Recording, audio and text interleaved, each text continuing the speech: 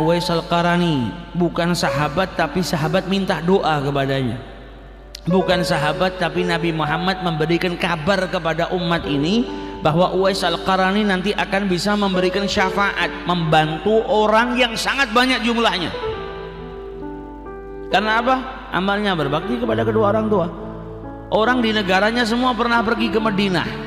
Orang di negaranya selalu sibuk, mulutnya ini apa? Dhahabtu ila Rasulillah, aku kemarin pergi ke Madinah ketemu sama Rasulullah. Uwais kepingin pergi tapi punya ibu tua.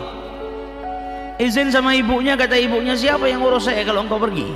Siapa yang mengurus kambing-kambing kita kalau engkau pergi? Sampai akhirnya di masa hidupnya Rasulullah, Uwais Al-Qarani tidak berjumpa dengan Rasulullah SAW.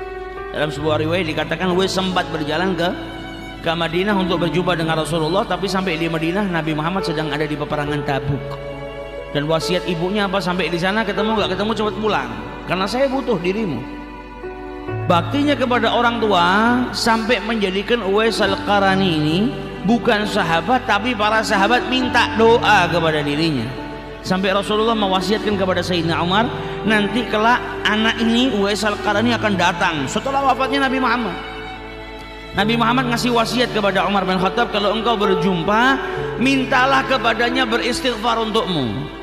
Mintalah kepadanya berdoa agar Allah mengampuni dirimu, karena doanya diijabahi oleh Allah Subhanahu wa taala.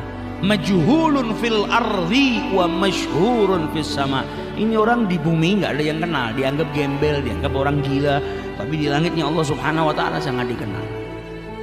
Uwais Al-Qarani di Yaman, di negaranya Yaman, nggak dianggap manusia, dianggap orang dipandang sebelah mata,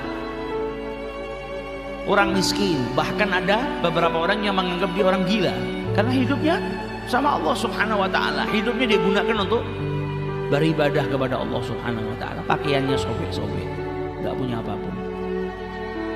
Kalau makan terkadang ngais-ngais di sampah, dari makanan sisa dari manusia. Bahkan kalau makan terkadang ada anjing datang ke sebelahnya. Anjing itu menggonggong seakan-akan ngasih isyarat, ini sampah tempatnya saya makan, bukan tempatnya manusia. Maka apa kata Uwais Al-Qarani? Anta kul mimma yali wa ana akul mimma yalini. Aku makan di tempatku, di bagianku, tidak ganggu bagianmu. Kau makan di bagianmu, kita sendiri-sendiri.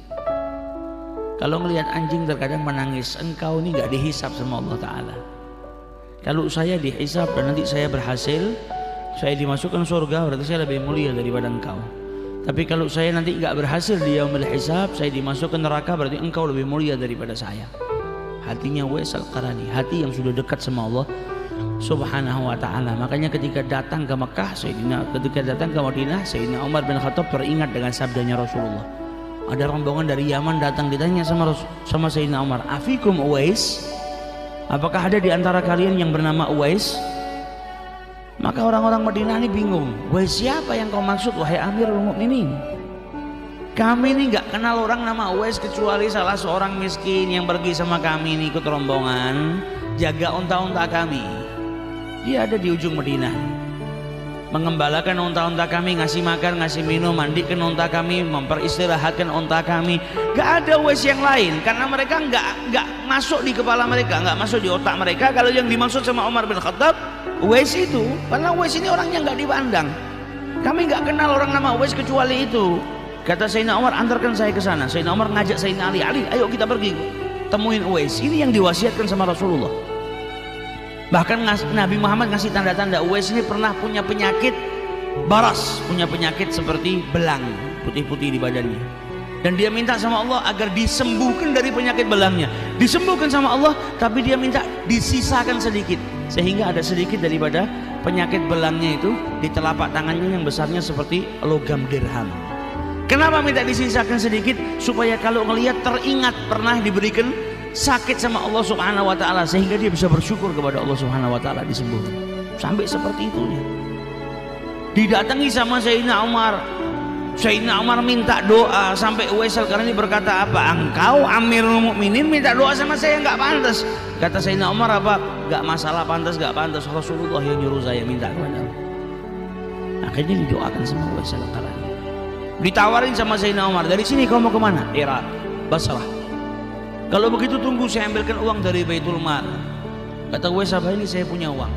Upahnya mengembalakan unta 4 dirham. nggak tahu apakah uang ini saya masih bisa hidup sampai uang ini habis. Ibarat kata 40.000 rupiah, kita mungkin kalau di Solo bisa makan 4 bungkus lah, bisa pagi siang malam ketemu sarapan lagi. Saya nggak tahu apakah uang ini habis dan saya masih hidup. Bisa jadi baru saya pakai sedikit saya sudah mati, saya nggak butuh, cukup ini. Kalau begitu saya ambilkan pakaian yang bagus, kata Sayyidina Umar. Pakaiannya sudah compang-camping, sudah jelek. Oh ini masih bagus, masih bisa dipakai. Saya nggak tahu apakah saya masih hidup ketika pakaian ini sudah sobek-sobek dan sudah tidak layak dipakai. Selagi masih bisa saya pakai. Kalau begitu saya akan kabarkan ke Malik al-Basrah yang megang Basrah, gubernurnya, supaya dia ya'tani bika, memperhatikan dirimu, bantu dirimu. Kata wah jangan, saya lebih suka seperti orang yang nggak dipedulikan, orang biasa, rakyat biasa, nggak ada yang kenal. Saya lebih suka. Ini hatinya orang yang sudah dekat sama Allah, orang yang bakti sama orang tuanya, sudah nggak ada lagi penyakit hati. Berbakti kepada Allah ini jadikan hatinya orang bersih, jadikan dijauhkan daripada penyakit hati, dijauhkan sama Allah Subhanahu Wa Taala dari al-qadarat, kotoran-kotoran yang menjadikan hatinya manusia kotor.